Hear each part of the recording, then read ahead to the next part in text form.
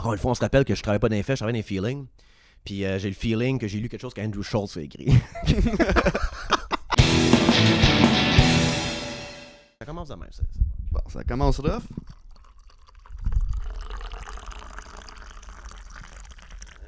Podcast à jeun, on aime ça. Il y a plein de grains là-dedans. Je peux des grains dans les dents. Fin du podcast. Essaye de checker ça avec le soleil de loin si tu vois des grains dans les dents. Elle m'a dit une affaire, mon Matt. Parce que moi, Matt, je te paye flat rate. Si tu t'enlèves des grains en CGI après, c'est ta job après. Ouais, c'est ça. Un extra 16 heures de montage pour cette niaiserie-là. Tu vas avoir l'air d'avoir mangé de la merde. C'est juste pire, là, tu sais. Moi, j'ai chiqué sur 16 Oreos. Mais... non, faut pas oublier qu'est-ce que c'est ici en ce moment. C'est, au lieu de me parler tout seul dans mon appartement, avec mes écouteurs, mes oreilles, créer du stand-up, hein, c'est le même que j'écris, moi, ben je vous parle un peu à vous. Ça dure 45 minutes, Matt fait un cut de 20, une demi-heure, peu importe. Ouais. Et ça me permet de me prononcer des sujets à chaque semaine qui m'inspirent parfois des moments drôles qui vont peut-être se transformer sur scène. Ouais, c'est ça. Anyways, mon opinion, c'est un peu un brainstorm pour ton stand-up. Absolument, sauf qu'on pogne des views. Puis les TikTok, c'est incroyable. Qu'est-ce que tu fais, Matt? Tu vas chercher soit des fans finis qui se transfèrent sur YouTube. Et j'ai une nouvelle pour vous autres aussi, là, sur ce podcast-là, assez whack côté fans. J'ai des fans assez fous, il n'y en a pas beaucoup. Ils sont peut-être 16, mais il y en a 14 qui sont pas bien, je pense. Sur ces 16 qui me suivent, là. Mais non, puis il y a bien du monde qui ne catch pas, là, que c'est de la satire. On dit souvent, ce mot-là, souvent le monde va arriver, ils vont faire une joke super raciste sur scène, ou ils vont faire une joke super raciste comme ça, de la satire. Je suis comme, tourne le dictionnaire. Mais moi, j'aime penser que je suis un pamphlétaire. C'est ça que j'ai découvert. Un pamphlétaire qui n'aime pas écrire, donc au lieu d'écrire, on fait des vidéos, c'est plus le fun. Puis je me prononce sur la société avec une certaine imagerie violente, une imagerie potentiellement trash, parce que c'est ça que je suis. J'ai grandi avec South Park, on a parlé dans l'autre épisode. Yes. C'est mon inspiration quand même au niveau de la satire, ces deux gars-là. Donc c'est un peu ça qui se passe. Puis il me permet de dire des choses horribles avec du haut de mon ignorance. Mais j'ai quand même un bac en Sciences Po pareil, donc je suis intéressé à la société. Moi, je parle comme si j'étais pour changer quelque chose. T'as raison, je sais pas qui a écrit ça, t'as sur ton steak, là, je sais. Tout ce que je veux, là, c'est 10 000 Patreons à 5$ par mois dans 10 ans. C'est 600 000 balles par année, une révolution. Moi, on est correct, on a un bunker, 100 000$ par année, on a du canage, on a une coupe de gun.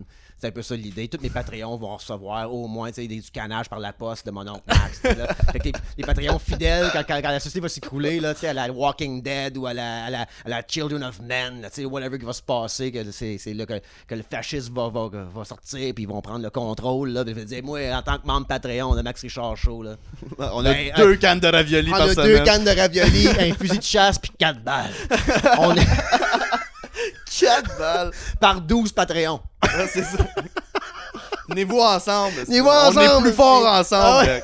Exact. Fait que c'est un peu ça que je fais. Donc, c'est drôle comment que le monde sur YouTube comprenne complètement la game. Puis t'avais raison, c'est Matt, moi quand même, t'es ma jeunesse en fait, là, tu sais, je vis au travail. C'est ton extension. Ouais, je vis ma jeunesse autour de toi, et les prochaines personnes qu'on va engager vont être plus jeunes, et je vais toujours rester jeune en vivant au travers de vous autres. Mais j'ai compris un peu ce que tu disais, genre TikTok, on les ramasse là, parce que c'est un peu une fouille, tout le monde est là-dessus, tu sais, tout le monde est là. Ouais. Puis c'est un peu n'importe qui. Puis, mais sur YouTube, ça devient des fans fidèles quand ils subscribent, tu sais. Fait que là, j'ai vu les commentaires sur YouTube, puis merci pour les éloges, c'est bien gentil, mais mis à part, genre, t'es vraiment drôle, mais ce qui est bien nice. Ouais, le monde comprenne, genre, hostie, des commentaires, là, ok, tu sais. Mais ils comprennent le 2-3e degré de la J'aime joke. pas ça, moi, les degrés. Mais c'est pas un degré. Non, mais on va parler de ça après. C'est que le prendre, le monde sur TikTok, ils prennent ça littéralement comme si t'es choqué à cause des rafraîchitimes, tu sais. Ouais, là, c'est à un moment donné, c'est comme, hey, reviens-en, là, maudit. Lâche la panique, là. Il y a une fille qui a dit tu dois avoir la masculinité fragile pour pas vouloir dire rafraîchitime. Moi, on va dire une affaire, moi. Non. Probablement, ma masculinité, ça me regarde, moi. D'où vient la chemise aujourd'hui? Okay? Oh, ouais. Moi, j'ai de l'air d'un gars là, qui vend de la bonne poudre. OK? Puis c'est l'été. All right? Moi, dire une affaire par rapport à ça, là, moi, là, qu'est-ce qu'elle a dit, là, cette personne-là. Ramenez ça à la comme à mon sexe, comme. C'est pas de ma faute, je me lève le matin et j'ai un pénis. OK? Right? Je me lève le matin, je suis qui je suis. Je veux avoir le droit de dire ce que je veux dire. Puis moi, je me bats, là. Pas contre. Je me bats contre des corporations qui nomment leur shit de même. Qui massacrent notre langue française. Rafraîchitime. Go fuck yourself. C'est non, ça. Ça n'a pas de bon sens comme nom. Puis elle parle que moi, je me bats pour tout le monde. Les queers, les non-genrés, les gays, toute la gang. On se tient ensemble, guys. On répète ça là au podcast. C'est à 3 payes de tout perdre. On est dans la même équipe. On dit pas rafraîchissime au Tim Hortons, OK? Ça parle pas avec notre masculinité. Je me bats pour tout le monde, moi, qui ont le droit de le matin à se lever, ben poqué, puis pas demander un rafraîchissime que la fille, au travers du robot qui l'écoute, whatever, là, le système de speaker, elle comprend même pas c'est qu'elle non plus un rafraîchissime, parce qu'en ce moment, les franchises, c'est une porte tournante de nouveaux mondes qui travaillent là. OK? Fait que c'est ça. Fait que, mais faut pas que les commentaires négatifs m'affectent. Tant que ça m'affecte pas tant que ça. Puis aussi, l'affaire, faut pas oublier, c'est une fausse rage que j'ai. Est-ce que je suis un gars rageux dans la vie, Non, vraiment? c'est ça. Non, c'est juste ici que ça se passe. C'est ça. I let it all go here. Yeah. Tu sais? Mais tu punches pas dans le drywall une fois qu'on a fermé les caméras. Ben non, c'est fini. C'est fini, anyway! Non, c'est ça. Hey, je parle de la société comme si j'avais un impact, là, parce que c'est le fun. Ouais. Mais je sais que j'ai aucun impact. J'ai mon fils, j'ai ma business, j'ai ma petite carrière en humour qu'on s'amuse avec ça. Puis c'est un peu ça, ma vie, mais que j'aime ça quand même prononcer là-dessus. Puis je trouve que justement, je vais revenir à TikTok puis YouTube, je trouve justement que le monde sur YouTube sont comme, OK, we get it all. Mais il l'écoute au complet. Il l'écoute au complet aussi, c'est sûr. C'est sûr, TikTok, tu vas chercher la merde, là, souvent. Des fois, t'enlèves des affaires dans mon speech, comme, c'est qui a fait exprès pour enlever ça. Puis c'est parfait, parce que t'enlèves le contexte nécessaire pour venir bosser un peu plus de merde. Ben, c'est parce que des fois, le contexte est moins intéressant, puis tu hook plus le monde au début. Mais c'est que les gens, ils se fient sur 1 minute. C'est ça, c'est là le premier degré. C'est le 1 minute. Oui, dans ce minute-là, t'as l'air de prendre... Non, même pas. Je trouve même pas. Peut-être. T'as un micro pis t'es assis sur un sofa. Là. Ouais, c'est ça, exact. Puis, mais l'affaire des degrés, là, en humour, tu sais, tu n'as pas compris le deuxième. On dirait que c'est souvent un scapegoat de comme, hey, j'ai fait une joke qui était peut-être un peu misogyne ou un peu raciste, mais il y avait un deuxième.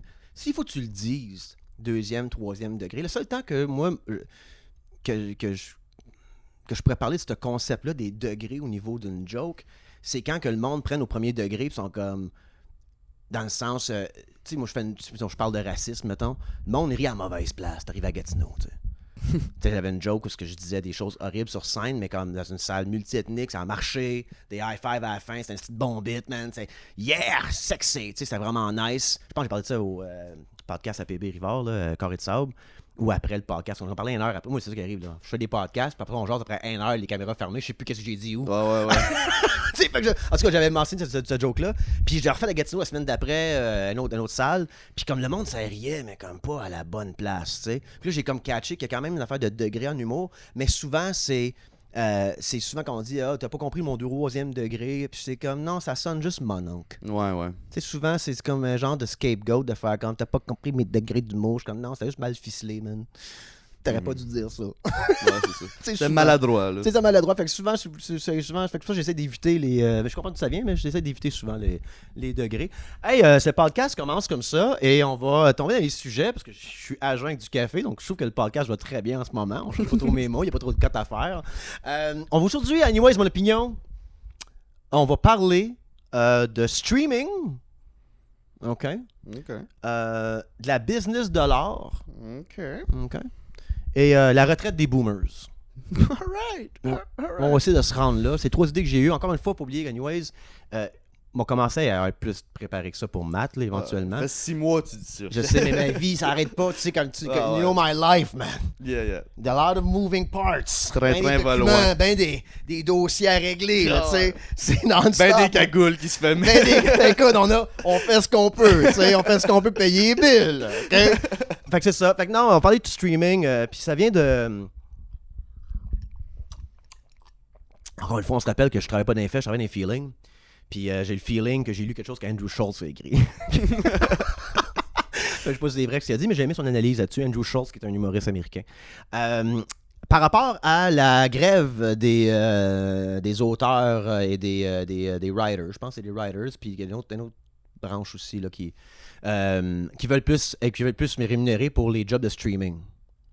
Donc, ils trouvent que l'argent du streaming n'a pas assez qui découle dans les poches des travailleurs qui travaillent sur les shows, que sais, parce qu'un writer, là, ça fait après, encore une fois, allez vérifier vos faits, j'ai lu ça, j'ai fait un bout que je suis le dossier, mais j'ai plein de données de partout, j'ai pas été vérifier ça, là, mais les médias, ils disaient, ça fait en 60-70 000 $ par année un writer, tu sais. Pour des séries... Pour des séries, pas le showrunner, pas les deux gars qui ont fait Game of Thrones, tu sais, pas le gars qui écrit les livres, les autres, ils font de la poudre à Miami, là, la vie est belle, là, mais je parle de la majorité du monde qui travaille comme pour finir des scripts, ça, peu importe, en 60-70 000, puis ils trouvent juste que, puis si tu vends gig par gig, tu sais, fait que c'est tough, ils aimeraient ça avoir plus, être mieux rémunéré pour le montant de views que les streaming ont, parce que c'est différent qu'avant que tu payais des tickets pour aller, tu avais des revenus fixes dans un film, peu importe, là c'est un peu vague, et Andrew Schultz disait, et j'haïs pas ça, il disait, les streaming services veulent pas montrer leurs chiffres, pas parce qu'ils ont peur de payer plus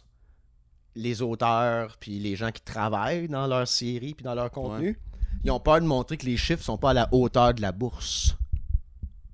Ça, je trouve ça intéressant. En voulant dire qu'il n'y a pas tant d'attention que ça, là, par rapport... Il n'y a pas tant de monde qui stream, il n'y a pas tant de monde qui... Parce qu'il ne faut pas oublier une autre chose. Là. Avant, on pouvait dire... Avant, tous les streaming services, là, il y avait juste Netflix, mettons, puis le câble était encore dominant, le câble. Mais je veux dire, il y avait un gars en publicité qui disait justement... Les pubs du Super Bowl ont baissé le prix parce que le monde catch que pendant la pub, tu checkes ton phone. Je parle le même 7-8 ans passés. On était en train d'écouter la TV, on checkait notre phone, on checkait Twitter, on checkait Facebook, on checkait nos affaires. Fait que l'attention était-tu vraiment dans l'émission puis les pubs qui jouaient au câble, right? Ouais. Puis les streaming services sont rentrés là-dedans, ça fait encore plus mal. Hein? Mais là, la question, c'est combien de monde font rouler Netflix dans le background, mais ils l'écoutent même pas? Ouais. Tu sais, moi, là, j'écoutais un documentaire sur les chimpanzés, là. Je me rappelle pas de rien. J'avais TikTok d'allumé, je checkais mes likes. Tu sais, je checkais mes emails, j'étais sur Amazon. Mais ça a roulé dans le background, tu sais. Ouais. Fait que, puis en plus de ça, ils soupçonnent Andrew Schultz, qui parle de son cul, mais j'ai quand même aimé ça, son analyse, qu'ils veulent pas montrer leurs chiffres parce que justement, la business est peut-être même plus là à cette heure. Tu sais, puis là, le montant de show qui sort est incroyable. J'ai jamais vu ça de ma colle. Tu sais, là, quand t'es jeune, il y avait... le montant de streaming services aussi. Là, en plus, puis tout le monde a leur show à eux, comme genre, il y a tellement de contenu, comme de monde. C'est la grosse joke à cette heure, c'est comme les livres d'aujourd'hui. Parce que dans le temps, tu vas dire, t'as déjà vu Seinfeld? Non? Ok, faut t'écouter ça. Ça jouait à la TV, c'était à chaque soir, en 3 différents postes, c'est syndicated show. Comme, il y avait des. Alors, ok, moi, l'écouter, ça m'a acheté une série, comme, il y a peut-être 10-15 ans passé de ça. Là, aujourd'hui, c'est comme, as-tu vu Hunters 2 sur Prime? Non, je suis pas rendu là, tu vas à la liste de contenu, faut que j'écoute. Puis moi, je réécoute Pantoufle, je réécoute les Sopranos à chaque année. Je réécoute les The Wire à chaque année. Je réécoute Breaking Bad chaque année. Je réécoute The Office quand ça file pas. Quand je réécoute les mêmes émissions au lieu de m'en taper des nouvelles puis m'essayer à place, tu sais, tellement que mon attention span, il est même pas là. Puis je suis pas la jeune génération, là, moi, là. Tu sais, j'ai comme 37 ans, je suis posé, il me restait un peu d'attention pareil, là. Puis il m'en reste quasiment plus déjà. Parce que j'écoute même pas, comme Peaky Blinders, j'écoutais ça au complet, je m'en rappelle plus de rien. Parce que j'écoutais ça avec mon téléphone, si ça joue, c'est pas précieux comme ça joue à telle heure, puis ainsi de suite. Fait que l'attention, est-tu vraiment dans les streaming services, ou est sur YouTube, sur TikTok, et tous ces nouveaux réseaux, que le contenu qui est comme jetable, Next, whatever. Mais c'est pour ça aussi que Andrew Schultz a toujours été un gros gars de YouTube, là. Puis tu sais, même il s'en allait vendre son special, lui, à un certain streaming services qu'on sait pas trop c'est qui. Mais finalement, il l'a pas fait. Il l'a mis sur YouTube. Il a fait plus d'argent, tu sais. Right. Mais il a fait plus d'argent qu'il offrait. Mais eux autres, on parle encore des millions. Right? Oui, il y a un jet privé, là. Ouais, c'est ça que je veux dire. Moi, on m'a parlé de ça, mais à un autre niveau. Okay? Les autres, c'est comme genre des rockstars du web, là. Ouais. Puis je trouve qu'au Québec, en ce moment, il y a encore la business du câble, que j'appelle le câble. Il y a du monde avec des gatekeepers là, si t'es drôle, t'es pas drôle, donner une gig ou non, puis tu sais, tout ça. Puis il y a une game à jouer là-dedans, ça qui me fait que ça m'intéresse pas bien gros. Et ensuite, t'as les artistes qui vivent dans le noir et sortent jamais rien et sont pauvres le restant de leur jour, qui sont des personnages super intéressants, mais moi j'ai faim. Fait qu'il y a comme un espace entre les deux. OK? Ouais. Right? Puis c'est un peu là que Andrew Schultz se retrouve. Est-ce que je vais faire avec les big streaming services ou je vais chercher mon argent par moi-même avec mon propre following, tu sais? Mm-hmm. Puis là, puis au Québec, on en a de ça. Là. Mike Ward, en est un, là, on s'entend, sous-écoute, puis tout ça. Pancarte de brag en avant de vidéo, en avant de TVA, ça. Moi, c'est quand j'ai vu ça que j'ai fait moi tout. Pas moi tout, je suis Mike Ward, là, mais comme moi tout. Moi, je commence de même. Pas avec la pancarte, mais tu sais. Parce que là, ça pas le budget encore pour la pancarte. 10 000 abonnés TikTok, gang! Je me pas une pancarte de 22 000 $ en face à PKP. PKP, il est comme, c'est qui ce gars-là? Où-tu, là?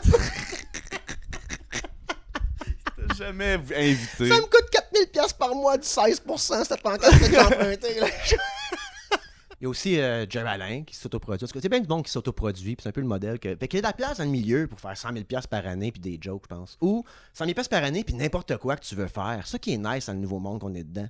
Avant, tu étais soit un worker, ou you made it. Je parle comme dans le temps des pages jaunes. Tu achètes des advertisement spots pour te faire connaître comme designer, comme plombier, comme n'importe quoi. Puis tu avais juste les tops des tops qui, à soit, il y avait des compagnies de plomberie avec 14 plombiers en dessous d'eux autres, parce que toi, tu es parti tout seul, tu ta propre van, tu trouves tes clients, bouche à oreille, pas facile. Aujourd'hui, il y a une pénurie de main-d'œuvre de un, fait que tout le monde charge tout le monde, là. Tout le monde doit être de tout le monde. Mais il y a aussi ton advertisement est quasiment gratuit si tu fais du bon contenu, tu sais, pour n'importe quel de tes services. Nous, on veut vendre des billets de show. Mais tu peux vendre tes services. Fait qu'il y a une place dans le business de l'art aussi, dans le milieu de tout ça, pour trouver ton argent. Et dans le temps, quand je parle de temps dans le temps, moi, dans le temps, c'est avant. C'est vague. Oh, ouais. Mais il y a un temps où est-ce qu'il fallait que tu aies des mécènes pour faire de l'art. Moi, je suis peintre. Il fallait que tu aies un genre de compte mange-marde, là, je sais pas, de l'Écosse qui disait, toi, je t'aime bien tes peintures, moi, te payer à peindre tes. Tu sais? Ouais. Fait que c'est un peu ça. Fait que là, nos mécènes, à cette heure, c'est 5$ par mois. Right? Mm-hmm. Comme c'est pas mauvais comme modèle. Et ça weed out aussi qui est pertinent ou non, tu sais. Puis pour créer de l'art aussi, mettons, tu sais, comme 100 000$ à faire des shows d'humour sans streaming services, sans personne qui te paye pour faire des grosses salles, tout ça, c'est un peu plus tough. Même faire des peintures encore aujourd'hui, mais aussitôt que tu es capable de comme transformer un peu ton style d'art, de comme créer du contenu alentour. Les peintres, ils ont des gros YouTube channels, là. Ouais. C'est fou, ils ont des concepts, des gros studios. C'est a brave new world. Je suis souvent négatif sur Anyways Opinion, parce que je trouve ça drôle, le désespoir. Mais ça, c'est nice comme qu'est-ce qu'on vit en ce moment. Faut que tu sois hustler, là, faut que tu travailles, puis mais comme si tu veux, t'as moins de gatekeepers que t'avais il y a 25 ans pour faire quoi que tu veux dans la vie, là. Mm-hmm. Comme, je parlais de plomberie parce que j'ai quelqu'un que je connais, mais c'est pas un ami, c'est une connaissance dans le coin de Hawkesbury. Il travaillait pour une compagnie de plomberie puis de heating, whatever, là, une compagnie qui fait un peu de tout. Puis lui, il était écœuré tête de se faire créer après par son boss. Puis là, il s'est acheté une van, fait un logo, mis le logo sur la van, fait un post Facebook, 6 calls une semaine. Comme, ils sont propres boss à cette heure, il a mon âge, j'ai fait, puis il y a peut-être un employé et demi. Ouais. La vie est belle, il claire son salaire qu'il fait. Est-ce que c'est ça l'avenir? Tout le monde a la petite affaire qu'il fait, tout le monde a la petite business, comme même en humour, comme pour nous autres. Est-ce que c'est ça, moi? Mes mécènes, ça va être vous, de TikTok.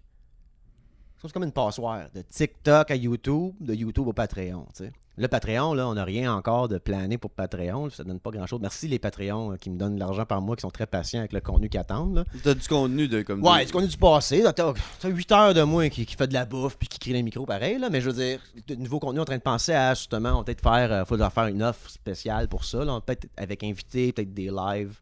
On va voir. Ouais. Mais il y a une business là qui est quand même hyper intéressante, qu'il y a les gros joueurs avec ben du following. Tu sais, si on prend Andrew Schultz, on peut prendre Mike Ward pour le Québec, mettons, tu sais, comme la web game, tu sais. Puis qui peut vendre ses billets par lui-même, puis remplir centre Vidéotron, puis fucking centre belle, tu sais. Fait que ça, c'est par lui-même, puis son équipe, c'est assez incroyable, tu sais. Fait que c'est un peu ça. Fait qu'il y a de la place entre Mike Ward, puis pas faire une scène en humour, tu sais. Ouais. Puis c'est quoi, là, tu sais, c'est pas un rêve, c'est un plan, genre. Fait que j'haïs pas ça. Malgré. Puis avec le streaming, qui selon moi, va peut-être manger une. Ben, selon Andrew Schultz, va peut-être pas tomber, mais il va avoir à la bourse un problème s'il sort leur chiffre. Ils vont commencer à être moins bien cotés, ils vont faire moins de contenu. Le monde va se revirer vers des contenus niches. Tu sais, je fais seulement ma joke de 10 000 Patreons à 5$ par mois, mais comme c'est 10 000 personnes sur la francophonie, mais mettons, moi, c'est compliqué, moi, en France, là, mais plus ici. On le voit avec les sous-titres sur ouais, c'est ça, ouais. Même le « Hi » saigne du nez, les gars. Qu'est-ce qu'il a dit, là? C'est quoi ce langue-là? Mais il y a quand même, tu sais, c'est pas un rêve, c'est un plan. Tu sais, dans 10 ans, 10 000 Patreons, c'est quand même un plan d'affaires qui pourrait fonctionner. Il faut que je crée du contenu pour eux autres, puis j'ai des spéciales de la merch. Hein, qu'on fasse de la merch, tu es vraiment fan de merch. On va en avoir dans pas long, on travaille là-dessus. For sure. Fait que j'ai de la misère avec ça. Quand j'ai pas beaucoup de self-love, je suis comme, pourquoi que je vendrais des t-shirts? Mais en même temps, you be you, baby boo, le monde me l'écrit encore. Là. Fait que c'est comme. ça fait comme fucking 6 mois. Là, ça. Mais de designer des estimes nice affaires. Ouais, exact. Ouais, c'est ça, tes frais aussi, tout ça. Fait que t'as comme genre une side business là-dedans. Ouais. Puis that could work. Fait que c'est un peu comme le business de l'art pour moi, c'est un peu là. Il y a un bracket dans le milieu qu'on peut être là comme toutes les business. Même, j'ai travaillé en agence, là, moi, là, avec des designers puis tout.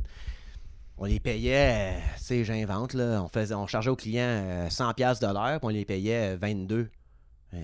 Designer, le même client, ça fait 4 ans.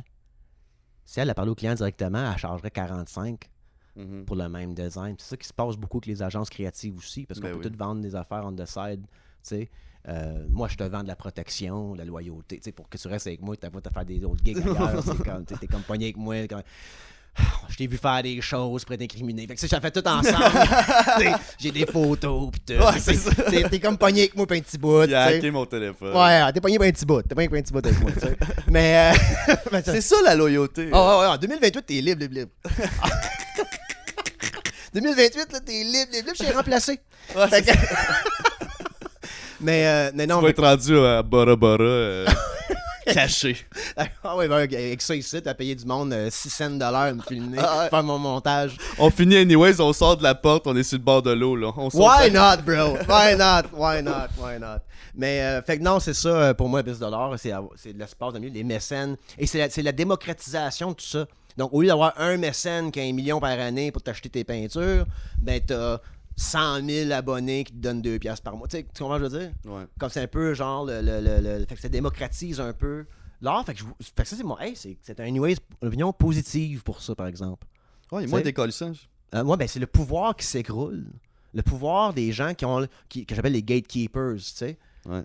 Comme Frank Zappa avait dit, genre, la différence entre. Je sais pas en quelle année il avait dit ça, mais dans le temps des Beatles, puis quand il parlait de ça, je pense en 90 ou début 2000, peu importe, il disait, dans le temps, là, t'arrivais avec une nouvelle band, comme. T'arrives avec une nouvelle band, puis le gars, il t'a fumé un cigare, là, en 62, il est comme, ouais, je comprends pas, mais si les jeunes aiment ça, je vais pas le produire. Tu sais, il prenait des risques. Mm-hmm. Tu sais, là, aujourd'hui, t'arrives dans la boardroom, c'est tout du monde plus drôle que toi, plus talentueux que toi dans leur tête, puis ils sont comme, ouais, pas sûr que le monde va aimer ça.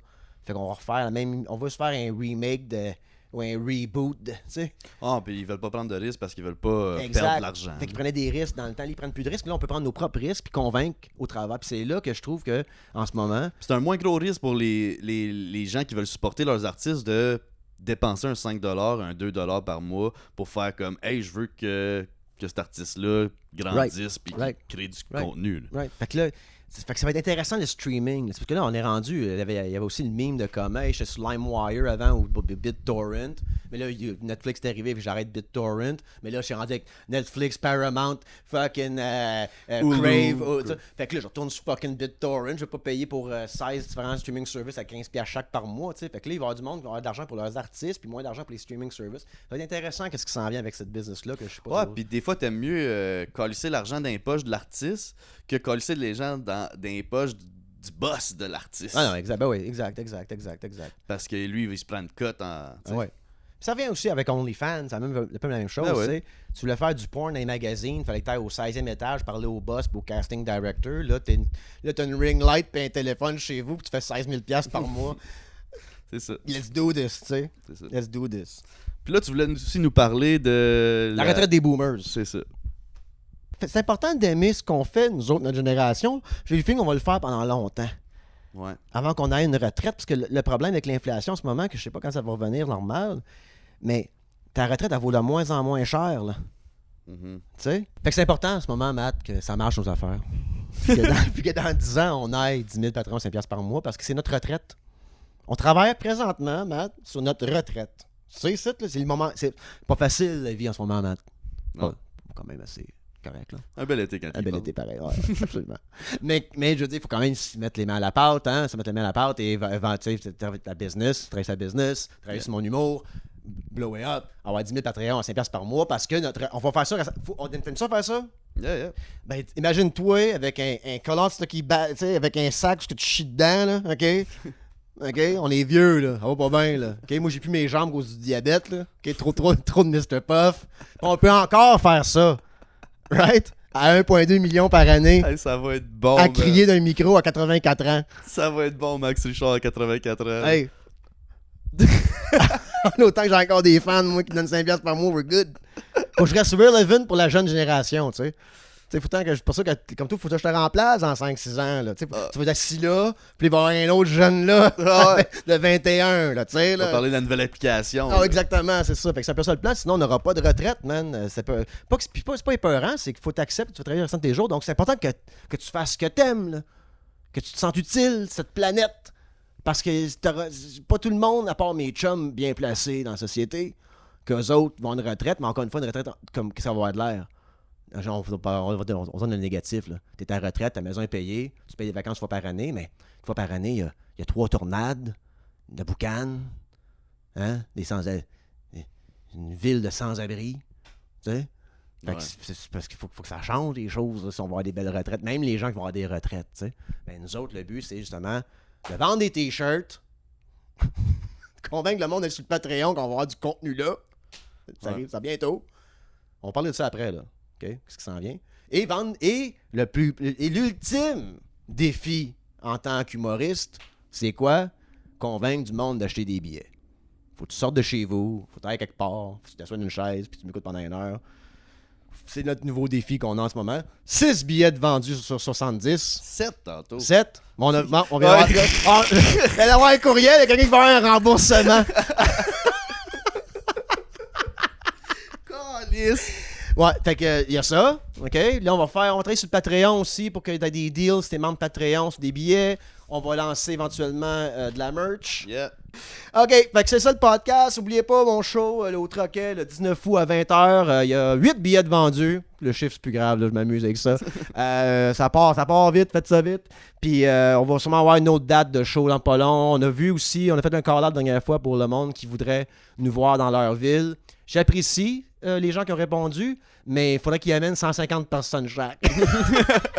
À première pensée, je suis comme, c'est cool que Gilles Damos, tu sais, whatever, ben moi ça, j'aille là, mais ça serait le fun que la salle soit pleine. Mais on travaille là-dessus présentement. Ouais, c'est juste de voir ceux qu'il y en a le plus. S'il y a 3-4 Saguenay, ben ok, regarde. Ouais, exact. Mais je pense que c'est ça. Faut savoir des mois qu'on puisse les vendre, les billets. Mais le premier test, c'est Gatineau, parce que c'est vraiment mon monde, pareil. Là, j'ai habité à Gatineau. C'est la rue Muchmore, en arrière du Burger King. Black Smoke, if you know, you know. Mon nom est Max Richard, eat shit and go fuck yourselves. Parfait. Merci tout le monde. C'était bien le fun. Moi, c'est Mathieu Daou. Puis bonne journée à tout le monde. Là.